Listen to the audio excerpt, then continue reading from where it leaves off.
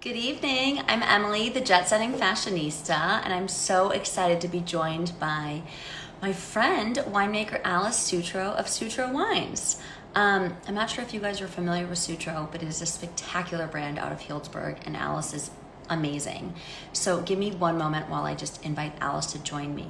And in the meantime, if this is your first Instagram Live, please take a peek at all of my other Instagram Lives on my IGTV channel, Jet Setting Fashionista, and also on my YouTube channel. Okay, stay tuned. Alice is coming to join.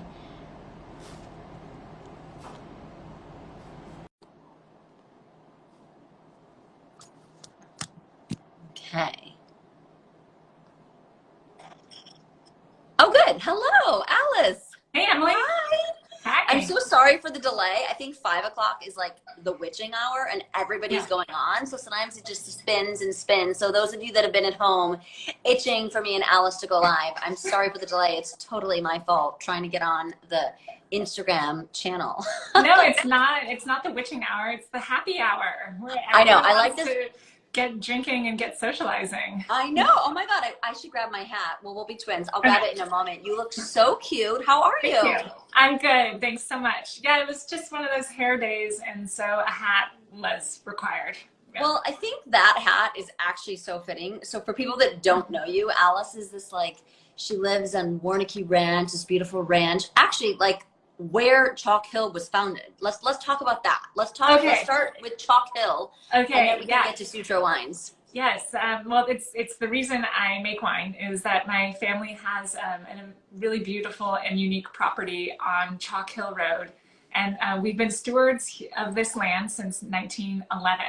And Wow. the actual Chalk Hill is on our property, which is kind of ground zero for a couple different AVAs. Is Yeah. made of like white rock that people think is chalk, but is actually volcanic. And one surprise fact is I recently found a wild orchid on Chalk Hill. So it's Ooh. kind of magical. My aunt Margot, she likes to say it's full of electromagnetic forces. There's a lot going on.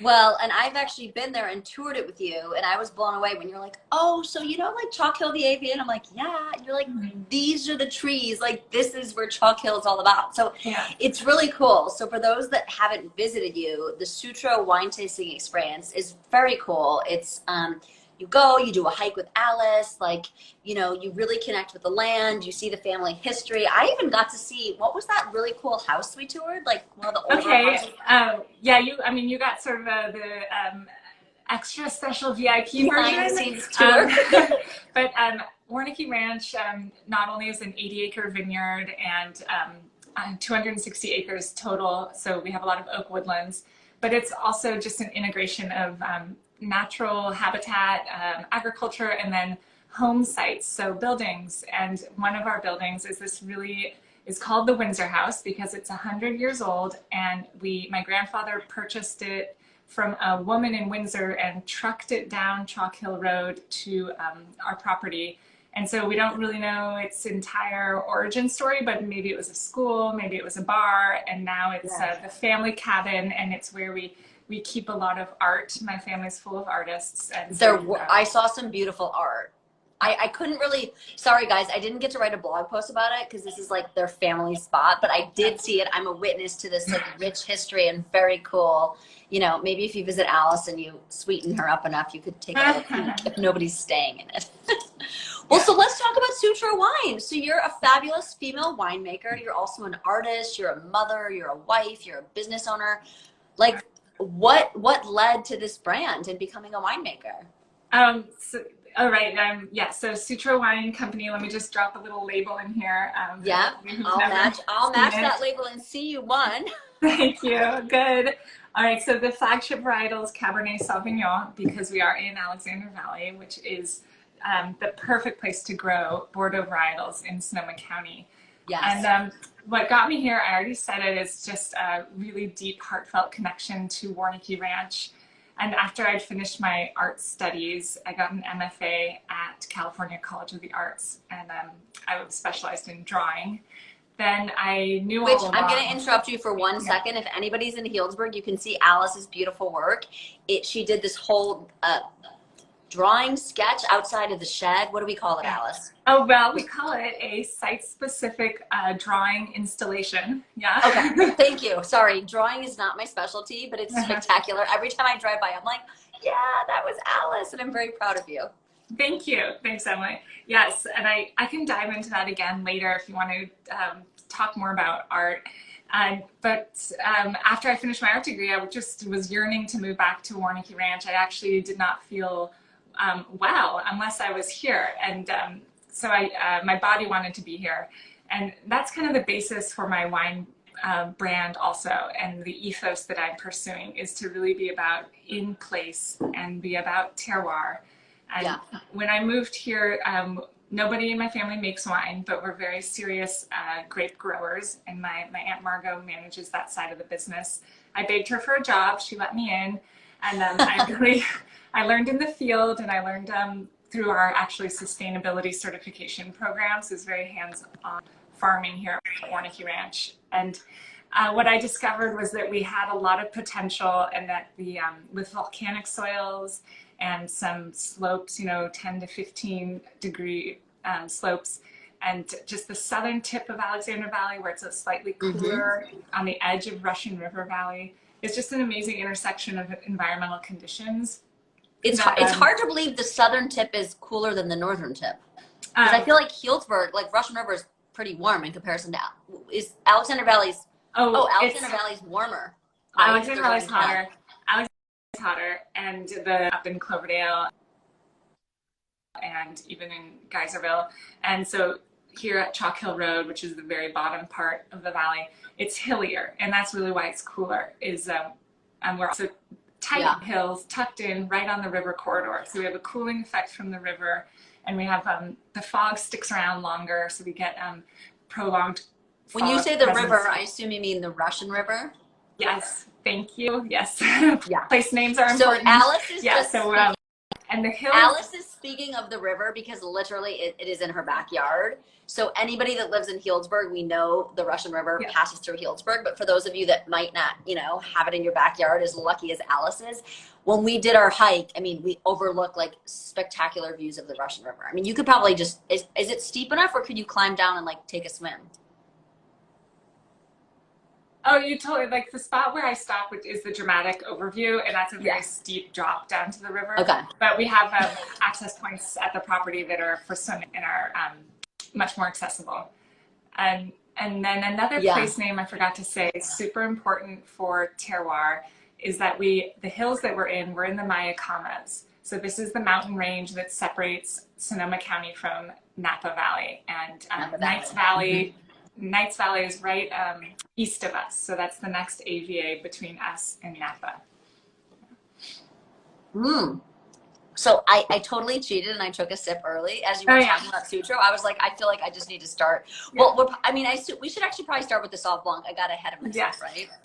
So I actually want to talk about this label because I think it's so simple, but it's like elegant and like very interesting.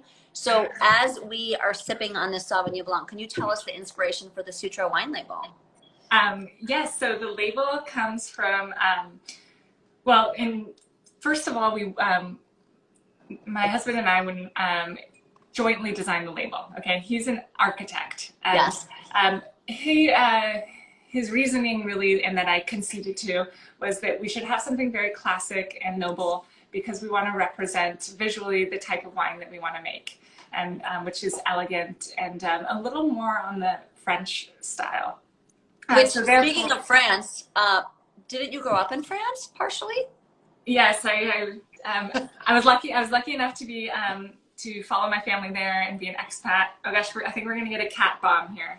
Good. Well, Ernie barks. Hello. What's your cat's name? This is Monkey. Yeah. Oh, what a cute name.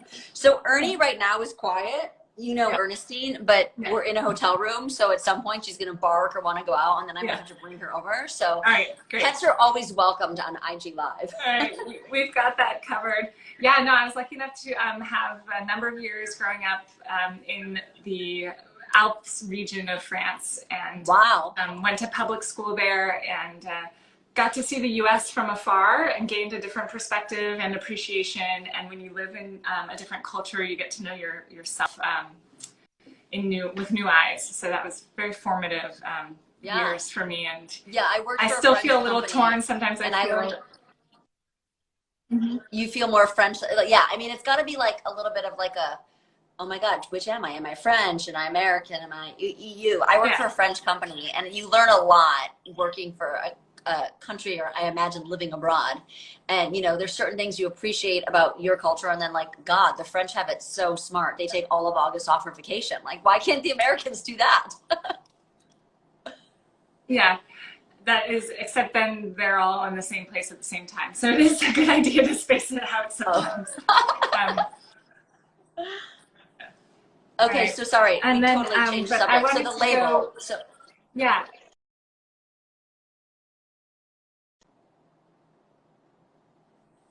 is that the emblem here yes. um, are two white birds facing each other. And at Warnicki Ranch, we have pigeons live in a beautiful coop right by the river, and they're free to fly in and out. So people who kayak down the Russian River know our Big Bend is a white pigeon above the river. So it was emblematic of the property without having to put a landscape on the label. And it is also rendered a little bit abstract, so it makes it fun to play off of that for more playful branding and marketing. Yeah. So that's how kind of I was. I don't think I realized that. So you have pigeons on site and you release them during the day, they fly and then they'll come back? Right? Yes, well, it's Or their home, and so they come and go, and they just circle, and they're not trying to escape. They just go home when they're done flying for the day. That's so point cool. was my grandfather was an architect, a well-known architect, and he got the birds to use for weddings, and then they would have come back, like lend out for weddings. But he also had them as kind of integrated as creating a space and like an architectural space in the sky. So his, if he had a party, you know, we would go down and use a broom and like bang the pigeon coop to get the pigeon out and flare that. Did you have the pigeons at your wedding? I sure hope they were at your wedding. That sounds so cool. Yes. Yes. Okay. Well, Alice, if I have a big enough event in remember. Guildsboro, do you loan people the pigeons? Like, do they go off site or they only stay at Warnicki Ranch? Because I want to borrow these pigeons. Okay. I've never ever done it, but Emily, I think we can figure it out, and I think it's a really good idea. We should definitely take them to your yard. We'll have Sutro wines, Sutro pigeons at an Emily event. That's a great idea. Okay, so let's talk about this beautiful Sauvignon Blanc. Oh my God, it's so light and like minerality. It's going down very easily. I am in Glen Ellen right now, and it's 107 degrees. So this is exactly what I want to be drinking all day. Yeah. Right. Okay, so I wish you could see I know we have some people at home drinking right here because my ice machine. Oh yeah. So we're having. There's a little bit of delay. What about your ice machine? Okay. Oh, it's broken, and so my Sauvignon Blanc is wrapped in this, and it makes it look like it got a bad bruise. So that's it's not. It's fine. So I know we have a bunch of people at home drinking with us. We've got Wine with Paige. We've got a few others. So guys, tell us what you think of the Sauvignon Blanc. I just think it's super approachable. What is the price point again, Alice? This is a from my point of view, it's a high-end Sauvignon Blanc. It's $35 a bottle. Okay. There's a lot of different winemaking technique that goes on for this to pull out the most complexity possible. Yeah. So I am curious if anyone wants to chime in what their thoughts are. And while we're waiting, I have a little surprise. I just got a kitten. So. Another cat? What? Oh my God! What's this cat's name? Savi B? Oh, she's totally the right color to be called that, but it's not. My What's her daughter name? named this cat Oreo. Oreo. Oh my God, I was literally gonna say I just met your kids last week and they're so adorable. I bet they named the cat. I had a black Labrador and we named her Oreo and she had a white spot. She was all black and a white spot. So I've had an Oreo, so cute. Yeah. Well, I Wine with think Paige says that it's one of Oreo her. is the I think that What? Oreo is the most common pet name. Sorry to say that. Really? Well, we also had a golden retriever called Maggie, and Maggie's a pretty popular name too. So what I love about the Sauvignon Blanc, like I feel like when I first started drinking Sauvignon Blanc, you would have like those really like super high acid green New Zealand Sauvignon Blancs, and it would like almost sting your throat.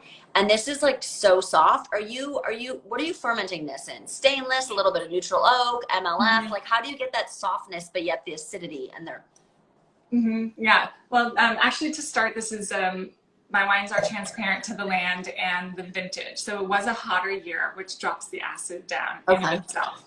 But otherwise, the fermentation is two parts. It's one half of the lot in stainless steel with a commercial yeast that's selected to preserve floral aromas. yeah. And the other half is native yeast and in neutral barrels. So you're going to get more roundness that way by having some oxidization throughout the course of fermentation. Yep. And the native yeast ended up bringing out kind of pear and apple aromas that we also I'm sorry, I should take a step back. When the Sauvignon Blanc lot hits the winery, the first differentiation is actually half of it goes on skins for a whole day. So there is skin contact. Really? Pre-fermentation. So that's also going to add the level of roundness and yellow fruit, the pear and the apple aromatics. It's like so delicate, but still retains that acidity and freshness. You know, it's really beautiful. So speaking of which, I'm not the only one that thinks so. Didn't Sonoma magazine write about you and their favorite Sauv Blanc roundup? Yeah, that was really exciting. I love being recognized locally. It means a lot to me. I'm on the board here in Alexander Valley, and just participating in elevating the region as a whole means a lot. So I'm really happy to be providing a great wine for people to talk about. And then it also got 91 points by Wine Enthusiast recently. Wow. I don't know if I knew about that 91 points. It's funny because I feel like when I go to a winery, I intentionally try to like not look at the scores and I want to make my own opinion.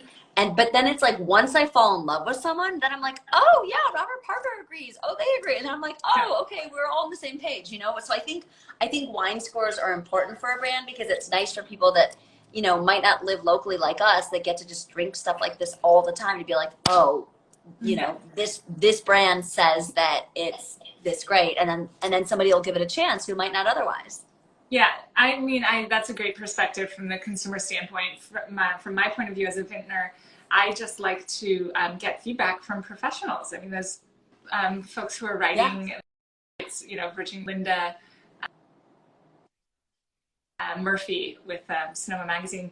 They've been drinking wine a lot longer than I have. They've been drinking a lot of different wines, and so getting that perspective is really helpful. And they are both such spectacular writers. I mean, Virginie, I know I've met her a bunch and she's wonderful. I don't know the other writer, but yeah, it's really fun, you know.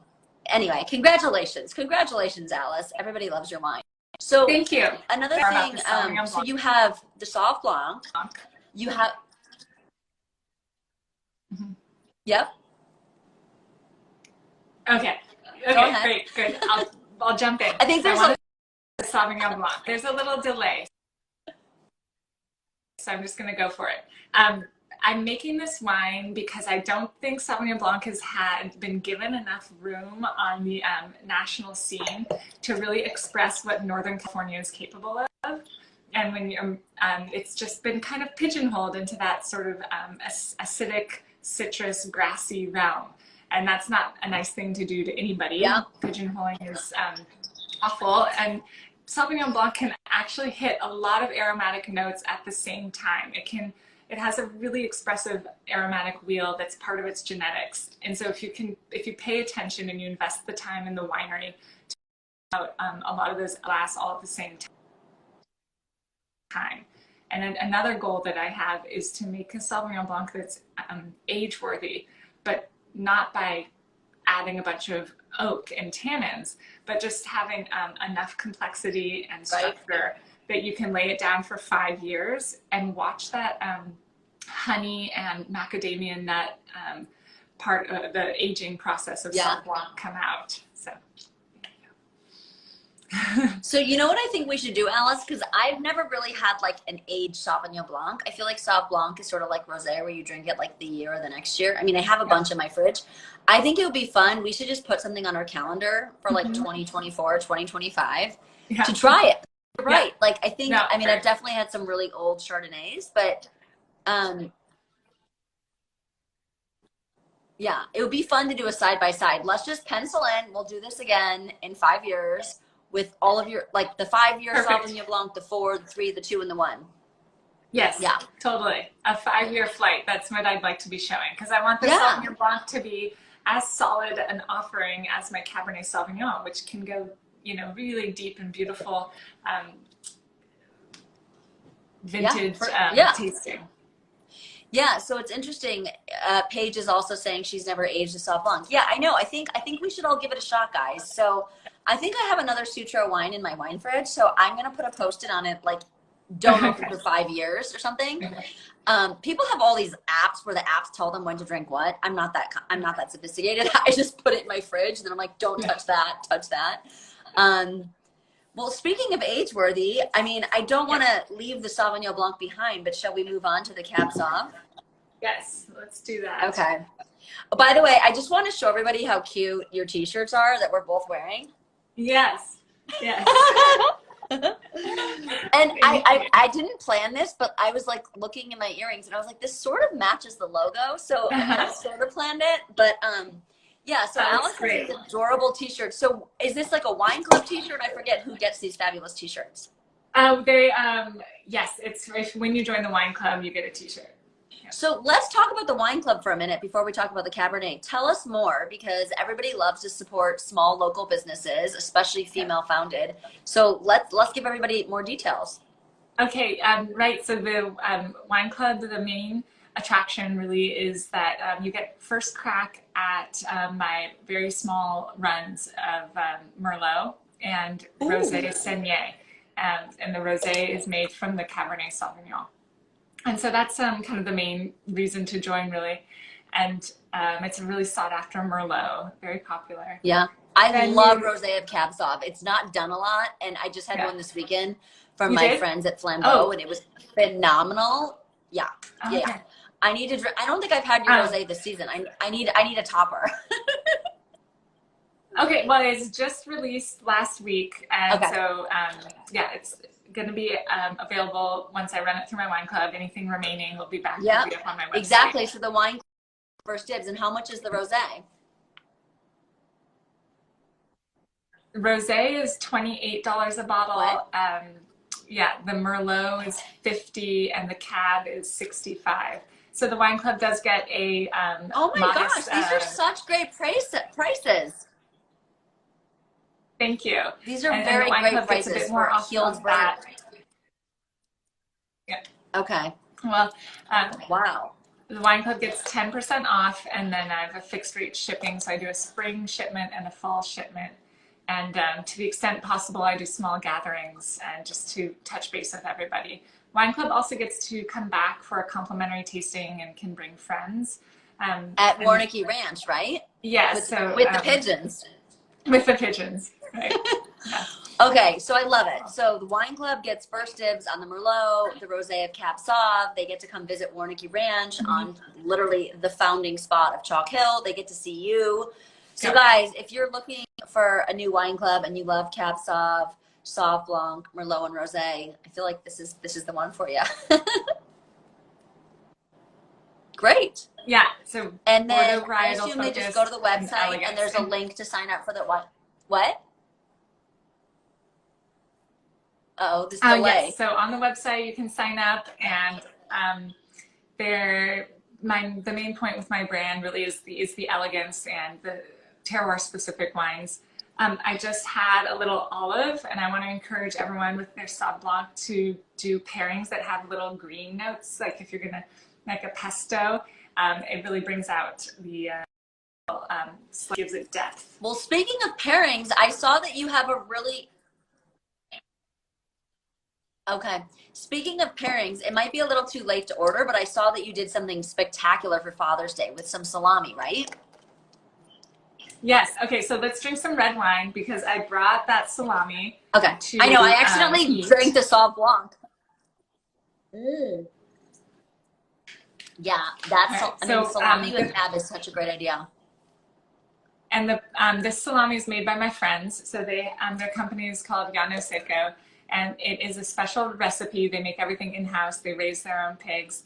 Can you just say it again and hold a label up? Llano Seco.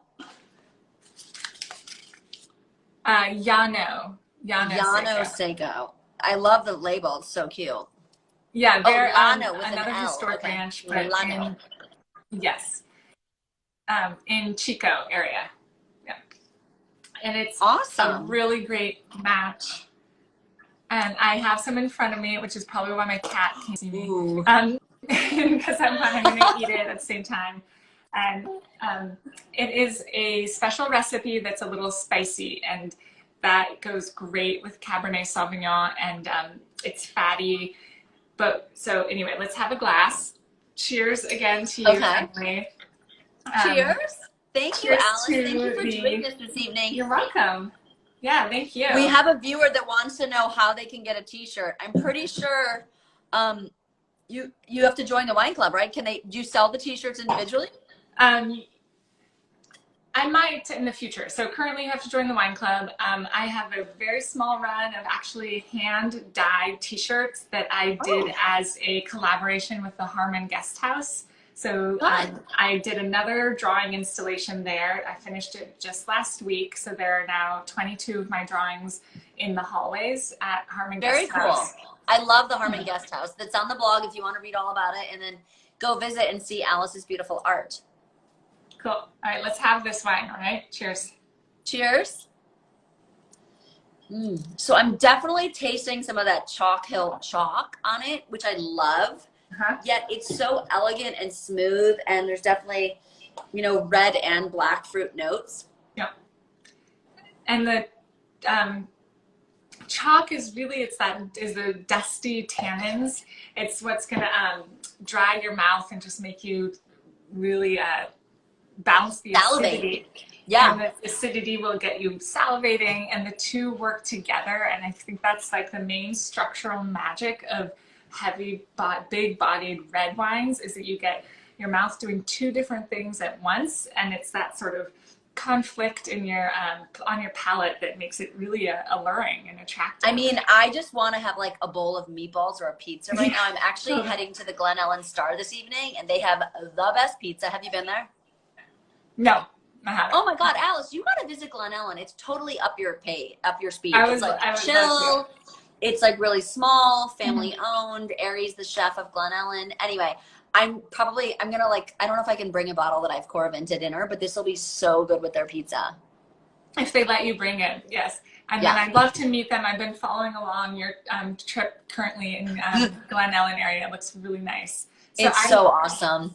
I want to answer, if I can, I'm going to answer this question. Who is the winemaker? Answer. Who's your winemaker?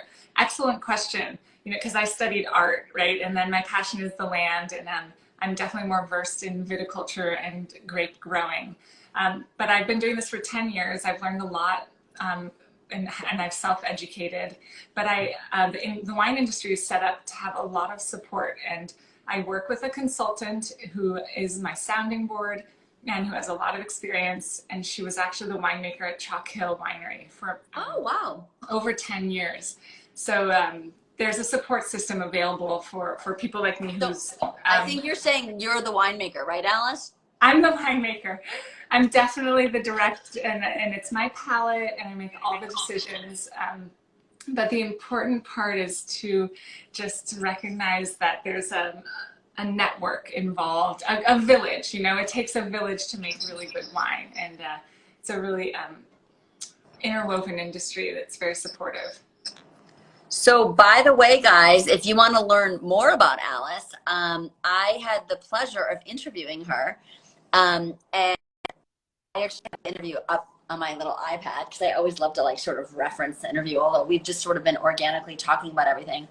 But yeah, so Alice is the winemaker, and you can read all about her on the blog. Just Google winemaker Alice Sutro, and I'm pretty sure the blog post is way at the top. And secrets. And I love your story, Alice. You know, like you grew up in Boonville, correct? And then you moved to France. Mm-hmm. And you ended up coming back to California. You and your husband and your two adorable kids live at Warnicki Ranch, which, oh my God, you guys, you have to go. And you're an artist. I mean, you just sort of have it all. Oh, thank you. And it's an ongoing effort and a lot of hard work and perseverance because, you know, there's many, many balls in the air all the time. And I just have to trust that when I've invested in one line of work that eventually the others will all join. So there's a lot of faith involved, you know, and this is an aesthetic endeavor, winemaking, and it's subjective. And I think faith is a good word, you know, it's just always about kind of taking that leap. And I'm going to encourage everyone to have Parmesan. Oh my God, you're just making me hungry, Alice. I don't have dinner for 2 hours. Along with their salami for this really great Cab 2017 Warnicki Ranch.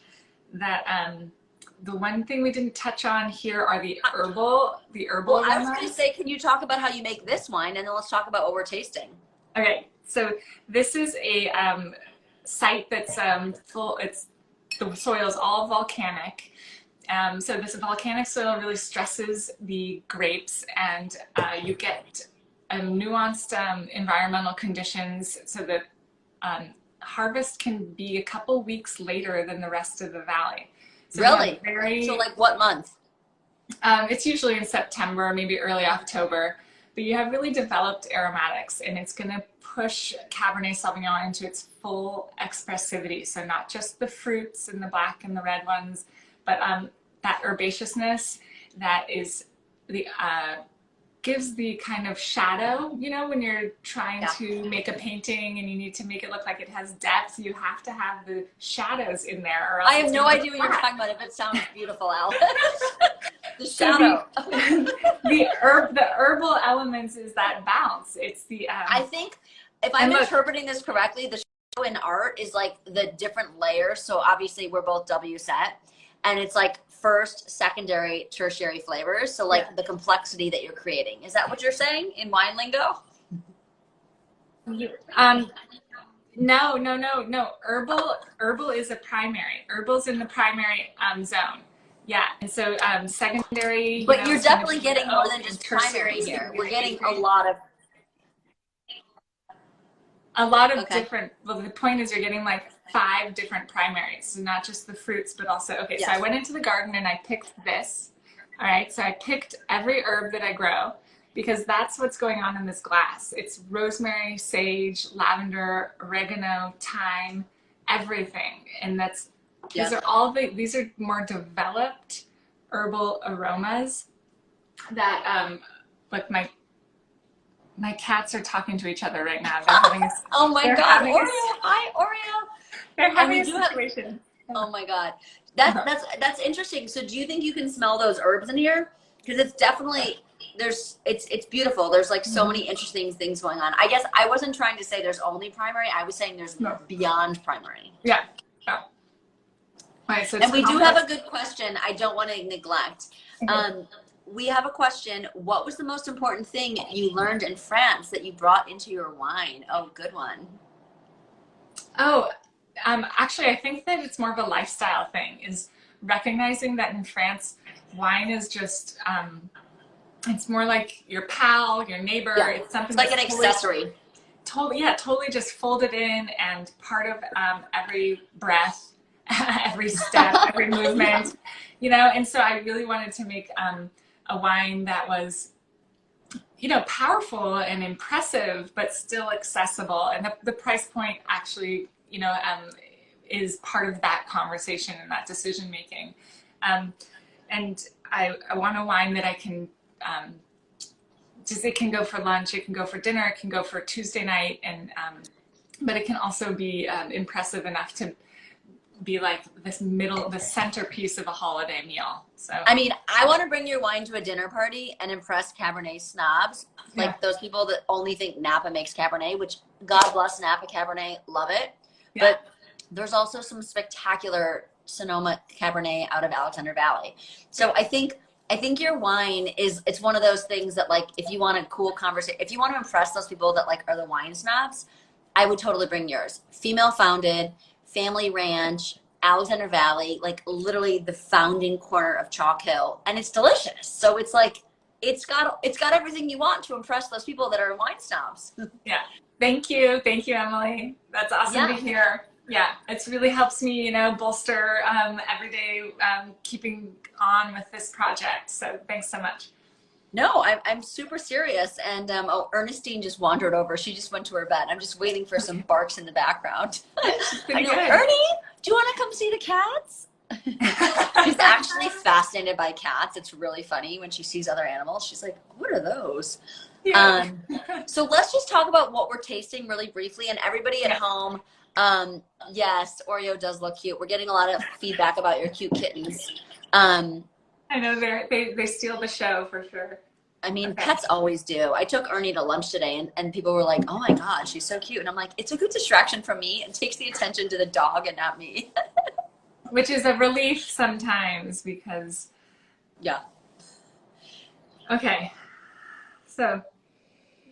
I'd say a little black currant. Mm-hmm. I love the like grippiness. That's obviously the chalk soil. Yeah. I love that, you know, it sort of leaves your tongue like, yeah. That's why I think this would be, I mean, I could drink it on its own, but I think this would just be so complimentary with the salami or a pizza or like a red pasta sauce. Yeah. And there's spiciness as well that comes from the Hungarian oak. So my aging program is 2 years in barrel and not a lot of new oak, only 20%, because there's so much that already comes from the site and the vineyard. And but the spiciness is a great complement to the herbal notes that I'm obviously partial to. But you're right on. Yeah. So I think, and there's definitely like some black pepper, and I think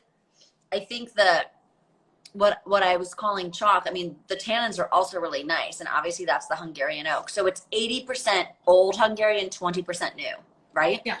Yes. Okay. Yeah. And how did you pick Hungarian oak versus French oak? I feel like all we hear about is French oak this, French oak that. So when I was reading about oak and trials, because I'm too small, you know, I make 300 cases of this cab. I'm too small to do my own oak trials in-house. But it's Kadar is the barrel, the cooperage, and they sell themselves as like black pepper as baking spices. And it was really... Uh-oh. Did you catch that? I didn't want any vanilla or tobacco or anything that would make you think of French or American oak, to emphasize that this wine is different, and that the experience is, it's like an old friend who's had like a wardrobe makeover, and it's just like it's kind of robed in I love that clothing. So that's super unique. I mean, because you're right. It's like sometimes you wine taste and you go from, well, me, you know, I usually go from like Pinot Noir house to Pinot Noir house, and you end up hearing the same thing over and over. And it's like, okay, I get it. You know, like barrel maker, you know, what is it? Francis, what's not Francis? What's that French guy that sells all the barrels to the Pinot Noir people? I'm drawing blank right now. But like you hear the same thing Pickering Wine Group. I don't know. Yeah. No, it starts with an F. Hungarian, I'm totally having a French. Foyer. Philly, yeah. Like everybody has it, and you're like, yeah, I got it. Everybody makes Pinot Noir with this barrel. Okay. And I actually think it's sort of a breath of fresh air Yeah. that you're like, no, we don't want to compete with our neighbors down the street that are making a beautiful Cab Sauv with an American barrel or a French barrel. So I think that's a really cool Yeah. differentiator. I don't think I think I forgot that you use French or Hungarian barrels, and I love that. Yeah. Thanks. And I think it suits our aromatics better because it's how I would cook a meal. If I'm going to make lamb, which I love with my cab, it's a very savory, it's a really aromatic meat. And then I'm going to like rub a bunch of dried Yeah. herbs over it and crack a lot of black pepper on it. And it's going to be Yeah. very suited for this type of wine. I'm not really a lamb eater, but you're making me Uh, want to like put rosemary on a lamb and bake yeah. it. Because Yeah, I a like lamb chop. cooking lamb. I just don't want to actually eat it, but I'll cook it for other people. Okay, sign me up. I Big think it's barbecue so lamb chop. delicious. I make a pork roast. It's actually my mom's recipe, and it has rosemary, and I think this would be spectacular with it. That sounds really good. I Oh know, my I gosh. know. This is making us really hungry. So Alice, so we're almost out of time. I feel like as usual, the time has flown by. You're so easy to talk to. You're Okay. so interesting and successful Thank you. and thoughtful and beautiful. Am I allowed to say No, that? stop. Yeah, no. So Thank you, Emily. Thank is there you. anything before we wrap up, is there anything you'd like to make sure that we share with everybody that we maybe have forgotten? Or do you have any fun events coming up? Like how can they visit you? Go to the website, I assume, and make an appointment? Yeah, yes, please. So just I made my website. I've poured a lot into it. There's a lot of content there. So please check out I have interviews with other women winemakers. I have descriptions of our terroir and tasting notes from all my vintages. And so please, yeah, visit the website. And then I think just a word of wisdom to the wine enthusiasts that follow you is, dive into your research when you're going wine tasting and make sure you support, small independent winemakers Yeah. like myself and visit regions that are a little bit more off the beaten path. And so that's my closing statement. Well, that's a great closing statement. And I don't want to say rebuttal, but in response to that, I mean, those of you that are watching this, hopefully you read my blog and you follow me. And I mean, I try my hardest to highlight small family owned. I mean, there might be a couple. I mean, obviously I went to Champagne. I wrote about Veuve Clicquot, and I mean, they're not necessarily family owned, but LVMH is spectacular in the Champagne world. My point is, in California, there's so many brands that have been gobbled up by the big houses that it really is important to be thoughtful about where you spend your money and where you spend your time. Yeah. And I mean, I don't know. I think if you look at like my Instagram live series, I think I've done like 35 or 40. I would say maybe 99% of them are all family owned. Yeah. And You do a great job about that. It's well, really thank you. nice I'm to not trying follow. to toot my horn. I'm trying to toot your horn.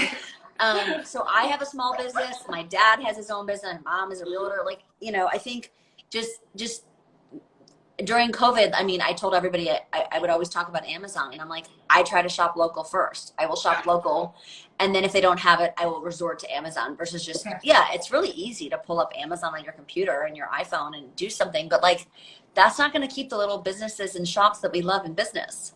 Yeah. And then it creates. Sorry, we lost you. What, Alice? It also makes family farming. It makes family farming possible too. So that's the important So part. guys, so whether you go to the website and buy a few bottles of wine or join the wine club, or you obviously know I drink a lot of wine, and my taste in wine. So if I give it a 5 stars, that's what I think, but wine is so subjective. So plan a visit, go to Sutro, meet Alice. You'll actually most likely be hosted by Alice, drink the wines, say hi to the pigeons, which I'm going to steal, and they're going to become my event pigeons. Just kidding. I'll return them. They'll fly back, Emily. Yeah. They'll fly back. I live like 2 miles from you. They'll just fly home to you. They'll totally fly home. Yeah, just right up the river. I like that so idea. cool. And thanks for having me. It's really nice. Well, we have to be get able a to photo talk. together. So will you hold, this Yes. is going to be hard. I have to like take a photo and hold the bottle. I don't think I can hold the bottle because it's like a 2 hand. Okay. Screenshot, smile. Okay. One more. So all of you that joined in, thank you guys for tuning in and sharing your Thursday evening with us. Anybody that joined in late, this will be on my YouTube channel and my IGTV, so you can watch the whole thing from start to finish. And obviously follow Sutro Wines on Instagram. And Alice, what is yours? Alice Sutro? Oh, Sutro, Sutro Wine, and then Alice Sutro Wine. Sutro if you want to just see like my art, actually. So yeah, Alice is she's extremely talented. As if winemaking doesn't take up enough of her time, she also has time to be an artist. Thanks, Emily. Yeah. Okay, bravo, Alice. Thanks again. I'm just gonna flash the label just so everybody can see it. This has been spectacular, and now I need to like go make some lamb to eat with your beautiful cat sub. Yeah, that's perfect. All right, I can't wait to see you again soon. We'll catch up. Okay, good night. Thank you, Alice. Bye. Bye.